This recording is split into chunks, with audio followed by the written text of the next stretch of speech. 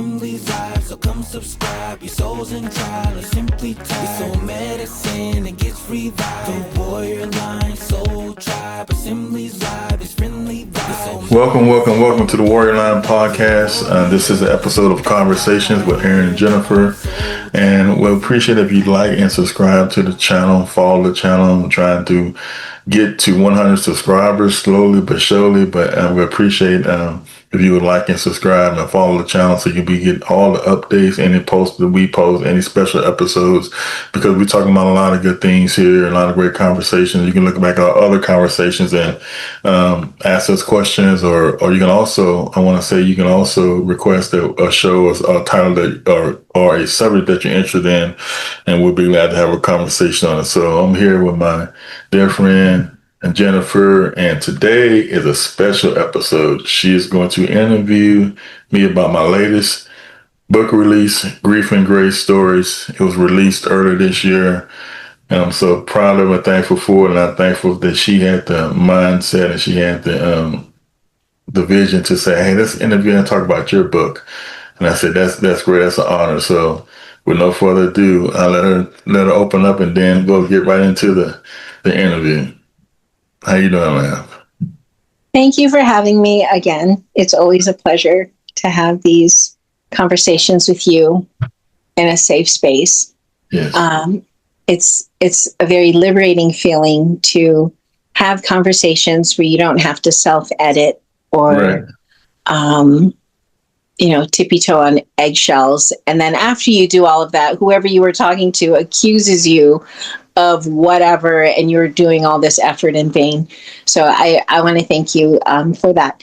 So I wanted to have a conversation this time about your book, Grief and Grace Stories, because I feel like, one, America as a whole, we have a problem with accessing our emotions. Mm-hmm. Anger is a really good way to describe Americans, that Americans are angry and they're violent, they're selfish, they're loud. But all of those things are really a shield for something else, for sadness, for fear, for disappointment. And so when I was thinking of that, I remembered your book, and I remembered the foreword, and then I remembered your words, and then I remembered how you beautifully parsed different parts of the Bible, whether you are a believer or a non-believer. You can approach it as stories, or you can approach it as the living word, right? It's up to you as the reader, Right, to interpret the different chapters and adapt it to your own belief system. I thought that was really brilliant and beautiful. I think America is in a period of mourning right now. I think we are all collectively grieving. Mm-hmm. Whether you're on the left and you're grieving a loss, Mm-hmm. whether you're a Black voter and you're grieving the really hard reality that we all saw when we saw the results of the election. What we suspected and hoped wasn't true became very real when the polling percentages were published. And so we have to now reckon with that. And in that, I think is a different kind of grieving. For the right, their version of grieving is what we were just talking about. I didn't vote for this. I didn't vote for it to harm me. And so they're grieving in their own way. I think this is a really powerful book because you wrote it from the perspective you wrote it, and we'll get into that in a minute. That really resonates. It's a very vulnerable book, and it feels very personal. Yes. So I think that what impressed me about that was, if you have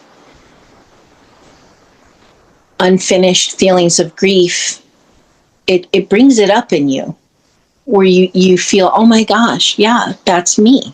Mm-hmm.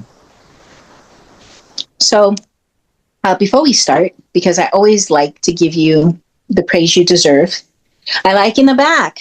I don't know why it's in the back and not the front. Mm-hmm. About Bishop Aaron Williams. Mm-hmm. It's in the back. You should put that in the front. What's that? Born in Houston, Texas, Bishop Aaron Williams is a retired U.S. Navy veteran, seasoned author, and dedicated high school teacher, now retired, Mm-hmm. holding a master's degree in criminal justice and an honorary degree in theology. Mm-hmm. He has spent over 3 decades ministering as a pastor, servant leader, and mentor, empowering individuals and communities alike. As a co-founder and presiding prelate of My Father's Business Fellowship in San Antonio, Texas, he continues to inspire faith-driven lives through retreats, marriage seminars, food pantry initiatives, reaching those in need with firm dedication. I like to always introduce you as a loving husband, a dedicated and involved, supportive father of daughters, and really a light in your family's lives, in your community, and also my life and my family's lives from Texas to California. Amen.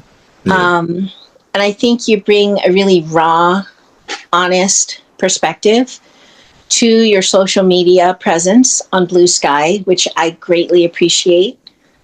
So let's start with what was your inspiration for writing Grief and Grace stories? My mom put it simply. Not many people know the story. September 26th, I got married. 2019. September 26th was my anniversary in 2019. September 27th. See, I'm smart, Jennifer. I got married the day before my birthday. So if I forget my birthday and my anniversary, I got problems. So so I got married September 26th, 1992. This was 2019. September 27th was my birthday, and September 28th, my mom passed away. And every day I'm thankful that she didn't pass away on my birthday. I really can honestly just openly tell you, vulnerably tell you, because I don't care what anybody thinks, that I don't know what I would have done if she had passed on my birthday. But thankfully she didn't. September 28th, she passed, 2019. And my life has been different ever since that moment. The world is a different place, for me, at least, when my mom wasn't in it. And for the first time in my life, I started dealing with this thing we call grief. And I've dealt with sadness before. My grandmother passed away in 1984. I was deep sadness, but this one hit different because this person was the first person I ever known on earth, and now she's gone. And it wasn't a grief like crying and breaking down something. It was just the grief of, I'm never going to hear her voice again. I'm never going to see her again. Well, on this side, I'm never going to, call her for a birthday again or give her a card or nothing, something like that. And I remember the feeling of, people came down for the funeral, and then when everybody left, because during the funeral process, you're busy planning the funeral. I had to do the eulogy and doing all that kind of stuff. But then when everybody left, and then me and my wife were home alone, that's when everything changed for me and grief came in. And it's something that grief is the most individual thing that we deal with.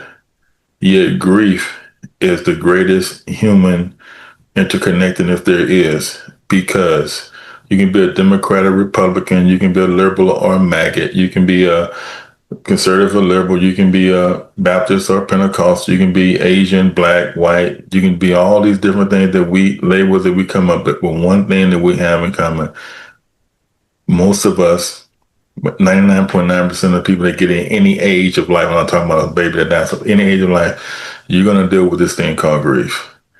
And for the Black community, it's almost like how the trope of anger is used against us, that we can't be angry.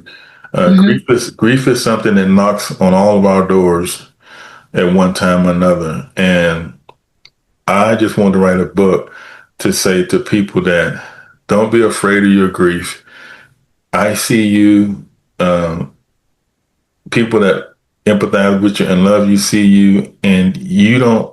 The worst thing you can do is try to hide from your grief or try to dismiss your grief, trying to put on a front before people, a position before people or way before people. And I've learned through that I'm never going to be afraid of my grief.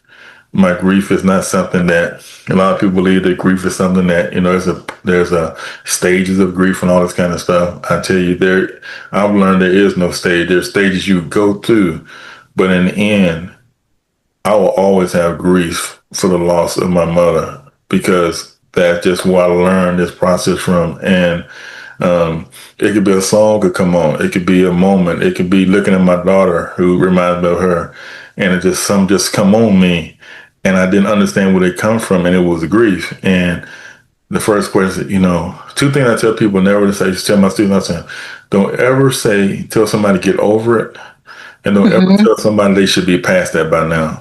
Yes. Because you're going to find yourself in a position where you have no credibility because who are you to tell anybody what they should get over? And this is another trope people say, well, I know how you feel because my mother passed away too. That's fine. That's true, but it's still different relationships. Nobody ever knows how you feel, but you. They might can relate to how you feel, but when you say you know how I feel, that means exactly how you feel. No, because everybody processes things differently, and so we got to be careful. When I would say in this part, we got to be careful what we say to people in dealing with grief, and unfortunately, most of us can't deal with that because we're uncomfortable in grief. What we want to do with people is solve it. I hope that helps somebody right there. Mhm. We Mhm. want to solve it. Mhm. My wife would want to take my grief away. My daughters would want to take my, but they can't. You see what I'm saying? Mhm. We can't solve it for people. But what we can do and what we fail at is we could go through it with them.